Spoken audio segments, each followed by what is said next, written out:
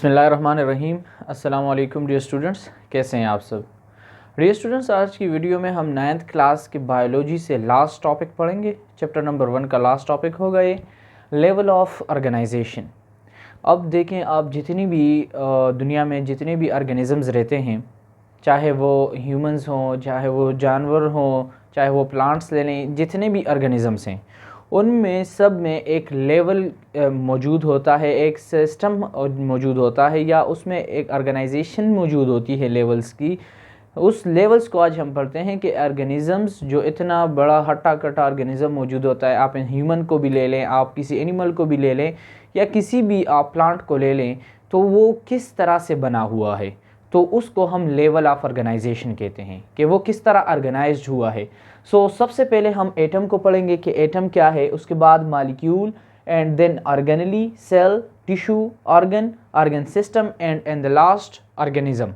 अब हम सबसे पहले पढ़ते हैं कि एटम होता क्या है। So you know that atom is a smallest particle. Atom is a smallest particle of matter. किसी मैटर अब क्या होता है, anything which occupy space and have mass, so it is matter. अब आप एटम को देख लें, it is a smallest particle. अब स्मॉलेस्ट पार्टिकल के अंदर कुछ सब एटॉमिक पार्टिकल भी हैं, जिसे हम कहते हैं कि प्रोटॉन है, न्यूट्रॉन है, जो कि इनसाइड द न्यूक्लियस होते हैं, और आउटसाइड पे इलेक्ट्रॉन मौजूद होते हैं। इसे हम सब एटॉमिक पार्टिकल्स कहते हैं। उसके बाद जब यही एटम्स मिल जाते हैं, कंबाइंड हो जाते हैं, तो उससे एलिमेंट बन जाते हैं। Like 118 elements we have in periodic table, but nowadays we can say that 123 elements are recorded, या हम कहते हैं कि बन चुके हैं 123 टोटल, लेकिन अभी तक पीरियडिक टेबल में नहीं चढ़े, तो हम 118 एलिमेंट्स की बात करेंगे। अब उस 118 एलिमेंट्स में 16 एलिमेंट्स ऐसे हैं जिसे हम बायो एलिमेंट्स कहते हैं। अब बायो एलिमेंट्स उसे क्यों कहते हैं, बायो का मतलब क्या है, ज़िंदगी, लाइफ। तो अब वो एलिमेंट्स 16 एलिमेंट्स क्या हैं, उससे ये पूरी ज़िंदगी बनी हुई है, पूरा ऑर्गेनिज़म्स बना हुआ है। किस तरह बना है देखते हैं। यहाँ पर 16 बायो एलिमेंट्स में 6 बायो एलिमेंट्स ऐसे हैं जिससे पूरा प्रोटोप्लाज्म, या हम कहते हैं कि एक सेल का 99% हिस्सा, यानी 99% सेल इसी 6 बायो एलिमेंट्स से बने हैं, जिसे हम बायो एलिमेंट्स कहते हैं, या उसे हम फिर मैक्रो एलिमेंट्स भी कहते हैं। अब यहाँ पर जो बायो एलिमेंट 16 है, उसमें से जिन 6 एलिमेंट्स हैं उसके नाम कौन कौन से हैं, जिसमें सबसे ज़्यादा हमारे साथ ऑक्सीजन है 65%, जिससे हमारी बॉडी बनी हुई है, या हम कहते हैं कि प्रोटोप्लाज्म बना हुआ है। कार्बन 18% है, उसमें hydrogen 10%, nitrogen 3%, calcium 2% and phosphorus 1%। ये आपने याद रखने हैं, किसी भी टेस्ट में आ सकता है, MDK MCQs में भी आ सकते हैं, या किसी भी जर्नल टेस्ट में आ सकते हैं कि बायो एलिमेंट्स कितने हैं, और उसमें जो सबसे ज़्यादा इंपॉर्टेंट एलिमेंट है वो कौन से हैं। तो वो आपके साथ 60 टोटल बायो एलिमेंट्स हैं, और उनमें से 6 ऐसे बायो एलिमेंट्स हैं जो कि 99% बॉडी बनाती है, like oxygen, carbon, hydrogen, nitrogen, calcium, phosphorus. Okay, अब अगर आप देख लें कि ये किस तरह हमारी बॉडी बनाती है, देखिए नाइट्रोजन है तो नाइट्रोजीनियस बेसिस इसी से बनते हैं। हाइड्रोजन को देख लें, हाइड्रोजन और कार्बन, ये तो हाइड्रोकार्बन्स हो गए, मोस्ट इंपॉर्टेंट हैं, ठीक है। उसके बाद अगर हम 10 बायो एलिमेंट्स की बात करते हैं, तो उसमें से हमारे साथ आते हैं potassium, calcium, sulphur, sodium, manganese भी आता है, मैग्नीशियम, आयरन, ठीक है। इसी तरह कापर हो गया, मैंगनीज़ हो गया, जिंक हो गया, एंड आयोडीन। ये 10 ऐसे एलिमेंट्स हैं जिससे 1% आपका प्रोटोप्लाज्म बना हुआ है। 99% आपके साथ 6 एलिमेंट्स आ गए, और 10% इन सब को कंबाइन करके सिर्फ 1% बनता है, जिससे हमारे साथ प्रोटोप्लाज्म बनता है। उसके बाद अब ये बायो एलिमेंट्स जब मिलते हैं तो उससे मॉलिक्यूल बन जाते हैं। अब देखें, आपको पता होगा कि एटम मिल गए हैं तो उससे एलिमेंट बन गया है, और जब यही एलिमेंट हम केमिस्ट्री में पढ़ चुके हैं कि यही एलिमेंट डिटेल में पढ़ चुके हैं, इसका खैर मैं लिंक डिस्क्रिप्शन में सेंड भी कर दूंगा, तो आप एलिमेंट को, कंपाउंड और मॉलिक्यूल को वहाँ पर डिटेल से देख सकते हैं। अब यही बायो एलिमेंट्स जब कंबाइन होते हैं एक दूसरे के साथ, केमिकल बॉन्ड बनाते हैं, तो उसके ज़रिए से मॉलिक्यूल या कंपाउंड बनते हैं। अब इसी बायो एलिमेंट से जो कंपाउंड या हम कहते हैं कि मॉलिक्यूल बनते हैं, तो उसे फिर हम बायो मॉलिक्यूल कहेंगे, क्योंकि बायो एलिमेंट्स हैं, सो इससे जो मॉलिक्यूल आगे बनेंगे तो उसे हम बायो मॉलिक्यूल कहेंगे। अब मॉलिक्यूल हैं, जब बायो एलिमेंट्स एक दूसरे के साथ कंबाइंड होते हैं, केमिकली बॉन्ड बनाते हैं, तो उसे हम फिर बायो मॉलिक्यूल कहते हैं। अब बायो मॉलिक्यूल हमारे साथ टू टाइप्स के हैं, एक को हम कहते हैं micro bio molecule and the second one is macro bio molecule. Micro bio molecule कौन से मॉलिक्यूल होते हैं? जिसमें स्मॉल एलिमेंट्स मौजूद होते हैं, लाइक वाटर हो गया, ग्लूकोज हो गया, जिसका मॉलिक्यूलर वेट कम है। ओके, माइक्रो किसे कहते हैं? स्मॉल को कहते हैं, जिसका मॉलिक्यूलर वेट कम है। सो उस ऐसे एलिमेंट्स को हम क्या कहते हैं? माइक्रो बायो मॉलिक्यूल कहते हैं। एंड बायो मैक्रो मॉलिक्यूल किसे कहते हैं, या मैक्रो बायो मॉलिक्यूल किसे कहते हैं? जिसका मॉलिक्यूलर वेट ज़्यादा हो। तो देख लें, अभी यहाँ स्टार्च है, तो स्टार्च किससे बना हुआ है? ग्लूकोज से बना हुआ है। अब ग्लूकोज जब ज़्यादा जमा हो जाते हैं तो उसे स्टार बन जाता है। ये इसी तरह प्रोटीन है, तो यहाँ पर अगर हम नाइट्रोजीनियस बेसिस की बात करते हैं या और उस वही नाइट्रोजीनियस बेसिस जब ज़्यादा मिल जाते हैं तो उससे फिर क्या बन जाता है? प्रोटीन बन जाता है। तो वहाँ पर वो माइक्रो एलिमेंट है, यहाँ पर ये किस कहाँ पर आ गए? मैक्रो बायो एलिमेंट्स में आ गए। अब यहाँ से देख लें, आपके साथ 3 स्टेप्स हो गए हैं कि एटम, ज़्यादा एटम मिल गए हैं तो उससे क्या बन जाते हैं? एलिमेंट्स बन जाते हैं, और वही एलिमेंट से फिर मॉलिक्यूल बन जाते हैं। उस मॉलिक्यूल के बाद अब हम जाते हैं ऑर्गेनेली की तरफ कि हमारे साथ यही मॉलिक्यूल मैक्रो हो गए या माइक्रो हो गए। इसी मॉलिक्यूल से आगे हमारे साथ ऑर्गेनेलीज बनती हैं। अब ऑर्गेनेलीज क्या है? ऑर्गेनेलीज इनसाइड द सेल्स मौजूद होते हैं, डिफरेंट बायोमॉलिक्यूल्स से बन जाते हैं। ये इसी तरह आप देख लें, चाहे वो माइक्रो हो चाहे मैक्रो हो, दोनों आप ले सकते हैं। उससे हमारे साथ डिफरेंट बायोमॉलिक्यूल्स कंबाइन जब हो जाते हैं तो उससे ऑर्गेनेली बन जाती है। अब इसी ऑर्गेनेली को आप देख लें, को न्यूक्लियस उठा लें, राइबोसोम उठा लें, लाइजोसोम उठा लें, परऑक्सीसोम उठा लें, माइटोकॉन्ड्रिया उठा लें। यहाँ पर मैंने माइटोकॉन्ड्रिया और राइबोसोम्स की एग्जांपल ली है।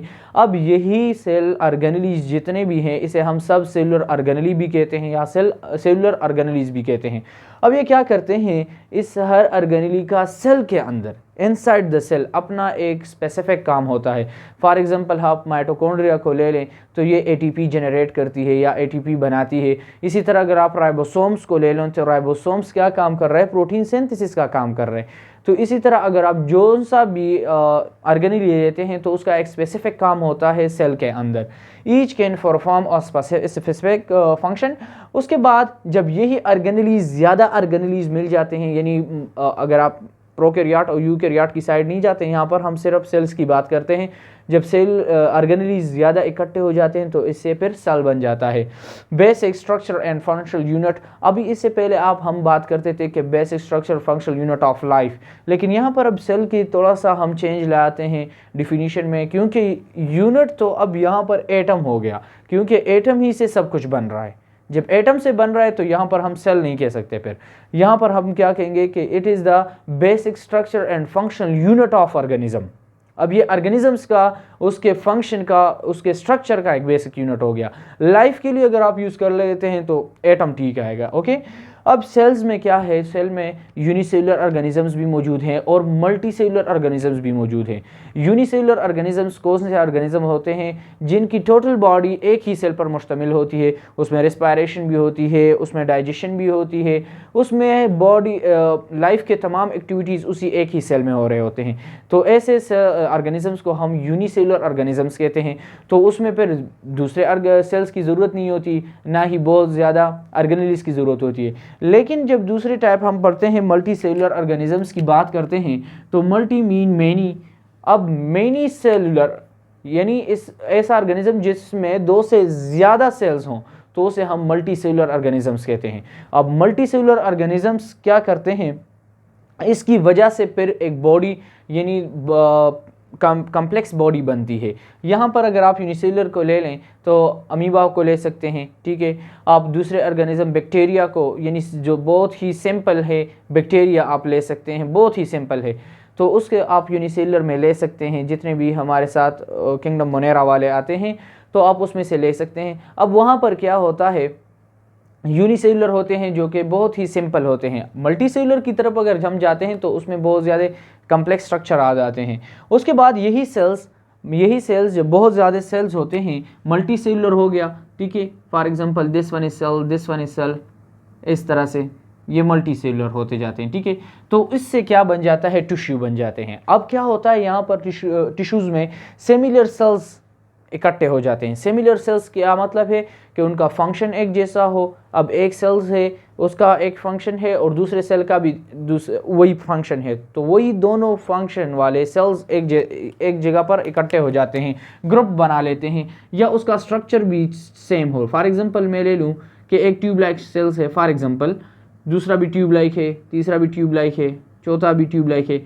तो ये देखें अभी इनका स्ट्रक्चर भी सेम हो गया। फॉर एग्जांपल इस सेल का जो काम है ये भी उसी तरह कर रहा है, ये भी उसी तरह कर रहा है, ये भी उसी तरह कर रहा है। तो ऐसे सेल्स कंबाइन हो जाते हैं एक दूसरे के साथ और ये एक ग्रुप की शक्ल इख्तियार कर लेते हैं और एक स्पेसिफिक काम करना शुरू कर देते हैं। इस type of cells, grouped of cells को या कम्बिनेशन ऑफ सेल्स को हम टिश्यू कहते हैं। अब फॉर एग्जांपल आप प्लांट में ले लें तो मीजोफिल टिश्यू को देख लें, वो एक ख़ास काम कर रहा है। सेल्स है ना, बहुत सारे सेल्स कंबाइन हो गए हैं लेकिन काम एक कर रहा है, फोटोसिंथेसिस का काम कर रहा है, ओके। क्योंकि ऑटोट्रॉफ होते हैं और वो अपना खुराक खुद बना रहे होते हैं, तो फोटोसिंथेसिस की ज़रूरत होती है प्लांट्स को। तो वहाँ पर फोटोसिंथेसिस किस वजह से हो रहा है, मेसोफिल सेल्स की टिश्यूज़ की वजह से हो रहा है। अगर हम इसी तरह क्या एग्जाम्पल एनिमल में ले लें तो ग्लैंडुलर टिश्यूज़ हैं जो कि सिक्रीशन का काम कर रहे हैं, तो वहाँ पर भी सेल्स इकट्ठे हो गए ग्रुप की शक्ल में और टिश्यू बना लिया है। कौन सा टिश्यू, ग्लैंडुलर टिश्यूज़ जो कि सिक्रीशन कर रहा है। उसके बाद यही टिश्यूज़, क्योंकि अभी हम कम्प्लेक्स ऑर्गेनिज्म की बात कर रहे हैं, उस साइड पे जा रहे हैं, मल्टी सेलुलर है, तो अब यही टिश्यूज़, डिफरेंट टिश्यूज़ यहाँ पर देखें। फॉर एग्जांपल इसकी अगर टिश्यू की बात करूँ तो ये मैंने ट्यूब लाइक स्ट्रक्चर्स वाले लिए हैं, ये मैं सर्कल वाले ले लें, जिस तरह भी डिफरेंट टिश्यूज़ आ गए, उसका स्ट्रक्चर भी चेंज है, फंक्शन भी चेंज है। तो वही डिफरेंट टिश्यूज़ इकट्ठे हो जाते हैं ग्रुप्ड की शक्ल में। टिश्यूज़ की बात हो रही है, इससे पहले हम सेल की बात कर रहे थे, यहाँ पर अभी टिश्यू की बात हो रही है। वो इकट्ठे हो जाते हैं और स्पेसिफिक एक्टिविटी इख्तियार कर लेते हैं, एक ख़ास काम इख्तियार कर लेते हैं ग्रुप की शक्ल में। इस टाइप ऑफ कम्बिनेशन को फिर हम क्या कहते हैं, आर्गन कहते हैं, और वो एक आर्गन बना लेते हैं। फॉर एग्जाम्पल यहाँ पर मैंने स्टमक यानी एक आर्गन है, मैदा जिसे हम कहते हैं, उसकी एग्जांपल मैंने ली है, जिसमें एपिथेलियल टिश्यूज़ भी मौजूद होते हैं, मस्कुलर टिश्यूज़ भी मौजूद होते हैं। अब एपिथेलियल टिश्यूज़ क्या काम कर रहे हैं, जो कि गैस्ट्रिक जूस को सिक्रीट कर रहे हैं, जो कि प्रोटीन की डाइजेशन हो रही है। वहाँ पे स्टमक है, आप लोग जब खाना खाते हैं तो उसमें प्रोटीन्स होती हैं, कार्बोहाइड्रेट्स होती हैं, तो यही एपिथेलियल टिश्यूज़ में गैस्ट्रिक जूस की सिक्रीशन होती है स्टमक के अंदर, और वहाँ पर क्या हो रहा है, आपकी प्रोटीन की डाइजेशन हो रही है। दूसरे टाइप की टिश्यूज़ जो मौजूद है मस्कुलर टिश्यूज़ हैं। मस्कुलर टिश्यूज़ किस लिए हैं कि वो कॉन्ट्रैक्ट हो रहा है या रिलैक्स हो रहा है, और उसी की वजह से ग्राइंडिंग स्टार्ट है, आपके फूड की ग्राइंडिंग हो रही है, आपके फूड टुकड़ों में तकसीम हो रही है। तो देखिए यहाँ पर स्टमक आर्गन है और डिफरेंट टिश्यूज़ अब यहाँ पे मिल चुके हैं, और डिफरेंट टिश्यू एक ख़ास काम कर रहे हैं। दोनों का काम क्या है, डाइजेशन है। आप देख लें यहाँ पर दोनों क्या काम कर रहे हैं, डाइजेशन में हेल्प कर रहे हैं, ओके। उसके बाद जब यही अर्गन मेनी अर्गन्स यानी एक दूसरे के साथ कोऑर्डिनेशन के तौर पर मिल जाते हैं, तो ये एक अर्गन सिस्टम बना लेते हैं। Group of organs which can coordinate with each other, या एक दूसरे के साथ। अब फॉर एग्जांपल मैं रिस्पायरेटरी सिस्टम का एग्जांपल ले लूँ तो देख लें, नोज़ है, नोज़ के साथ जहाँ पर आप जाते हैं पेरिंग्स, नेज़ल कैविटी है, पेरिंग्स है, लेरिंग्स है, ट्रेकिया है। इसी तरह आप नीचे जाते हैं ब्रोंकाई, ब्रोंक्यूल्स एंड लंग्स, तो इसे हम रिस्पायरेटरी सिस्टम कहते हैं। फिर अल्वियोलाई भी आ जाती है। तो इस तरह का सिस्टम जो कि बहुत ही अर्गन एक दूसरे के साथ अटैच कर लेते हैं कोऑर्डिनेशन के तौर पर, यानी कोऑर्डिनेट होते हैं एक दूसरे के साथ। आप स्कूल का एग्जांपल ले लें तो वहाँ पर एक हेड बैठा होता है प्रिंसिपल ऑफिस से, वो क्या करता है, अपने वाइस प्रिंसिपल को, वाइस प्रिंसिपल से टीचर्स को, टीचर्स फिर स्टूडेंट्स को। एक कोऑर्डिनेशन होती है कि एक मैसेज कैसे फॉरवर्ड हो रहा है, ठीक है, एक सिस्टम के थ्रू। यहाँ पर भी उसी तरह एक ऑर्गन सिस्टम मौजूद होता है इंसान के अंदर, या आप किसी ऑर्गेनिज्म, कॉम्प्लेक्स ऑर्गेनिजम्स के अंदर देख लें। यहाँ पर मैंने ब्लड सर्कुलेटरी सिस्टम का लिया है, जहाँ पर सबसे मेन हार्ट मौजूद होता है, उसके साथ आर्टरीज होती हैं, वीन्स होती हैं, कैपिलरीज होती हैं, जिसके ज़रिए से एक ही काम हो रहा है, स्पेसिफिक काम हो रहा है। क्या हो रहा है, ब्लड सर्कुलेशन हो रही है। इसी तरह आप रिस्पायरेटरी सिस्टम ले लें, डाइजेस्टिव सिस्टम ले लें और सर्कुलेटरी सिस्टम ले लें, या आप सेंट्रल नर्वस सिस्टम ले लें, lot of system are present there inside the human और एनी अदर ऑर्गेनिज्म। तो उन सब के ज़रिए से एक ही काम होता है, एक ही स्पेसिफिक लेकिन डिफरेंट ऑर्गन्स उसमें यूज़ हो रहे हैं और वही ऑर्गन अपना अपना ख़ास काम भी उसमें कर रहे हैं।